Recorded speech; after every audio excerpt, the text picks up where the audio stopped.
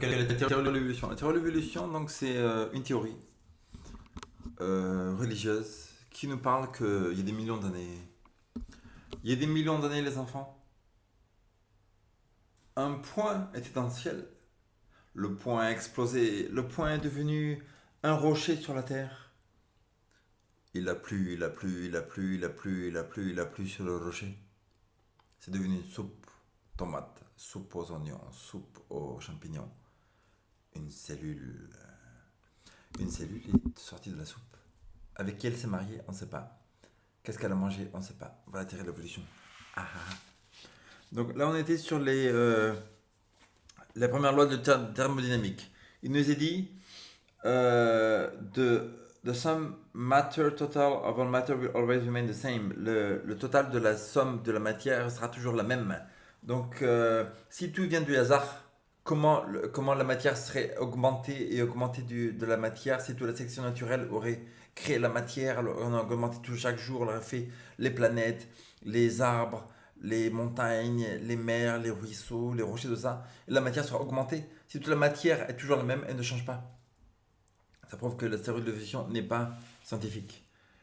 Après, la deuxième loi thermodynamique, tous les systèmes vont tendre au désordre et vont totalement être détruits ou désorganisés. Deuxième loi thermodynamique, cette loi donc élimine totalement la théorie de l'évolution et comme quoi le simple se transformerait en complexe. C'est-à-dire au contraire, la deuxième loi de thermodynamique nous dit que tout qui est complexe tend à devenir plus simple. Et que par exemple, vous avez une voiture, le soleil va détruire le toit de la voiture, le toit en haut, tout est en train de se désorganiser et tout est en train de se détruire petit à petit. Vous achetez des habits, quelques mois après, il faut acheter de nouveaux habits, etc.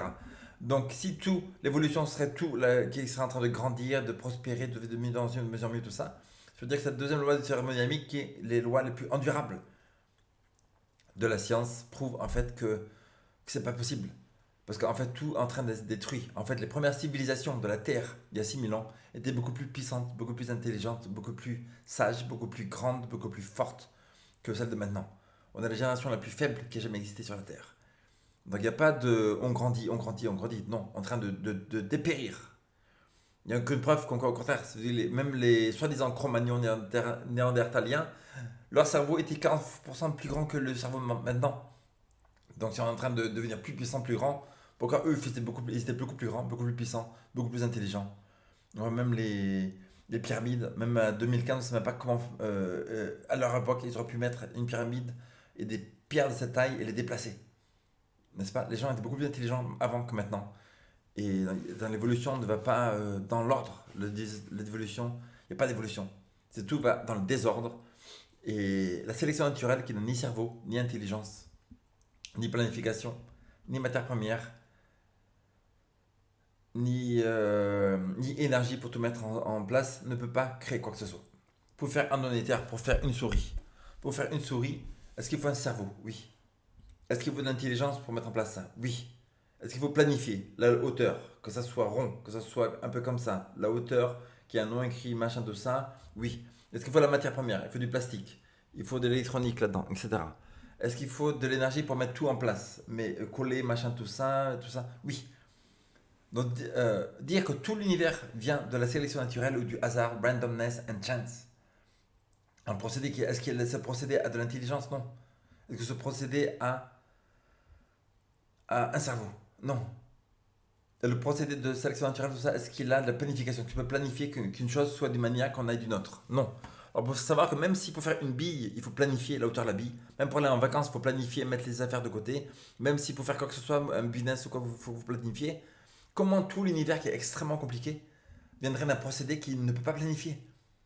Et qu'il ferait ça par hasard, et par hasard la lumière elle sort, par hasard la lampe elle sort, tout ça? Non.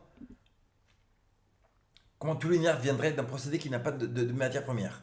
T'as pas de matière première, mais tu fais des montagnes, tu fais le soleil, tu fais l'énergie, tu fais la chaleur, tu fais le froid, tu fais la lumière, tu fais les pénombres, les montagnes, le cerveau humain, la nourriture, les enzymes, les protéines, les minéraux, etc. Non. Qui c'est qui donnerait l'énergie à cette sélection naturelle de continuer tout le jour à exister? C'est pas possible. Donc elle serait Dieu en fait. En fait, si vous disiez que la sélection naturelle a tout fait, vous croyez en Dieu en fait parce que Seulement un être qui est propre, existant, qui a de la vie en lui-même, peut continuer à vivre tout seul.